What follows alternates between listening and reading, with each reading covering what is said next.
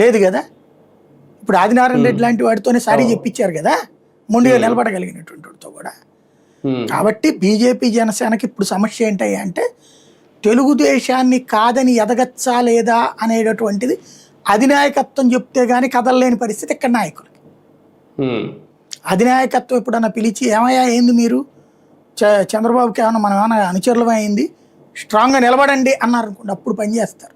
వీళ్ళుగా వెళ్ళి అమిత్ షా దగ్గర కూర్చుని, లేకపోతే ఇప్పుడు కొత్తగా నవీన్ దగ్గర కూర్చుని, అయ్యా ఇక్కడ ఇట్లా పరిస్థితుంది, మనల్ని తొక్కేసి అది ఎదుగుతూ ఉంటుంది, మరి మేము స్ట్రాంగ్గా నిలబడాలి అంటే మేము కొన్ని ప్రశ్నలు అది వేయాల్సి వస్తుంది, అప్పుడు ఏమంటారా వద్దంటారా, వాళ్ళ ద్వారానే మనం అధికారంలో ఉన్నామన్నటువంటిది వాళ్ళు చెప్తున్నారు, ఎందుకంటే మనకి సీట్లు తక్కువ ఉన్నాయి కాబట్టి మేము సైలెంట్ కూర్చోమంటారా అని అడిగితే వాళ్ళు చెప్తారు కదా, ఏదో క్లారిటీ ఇస్తారు కదా.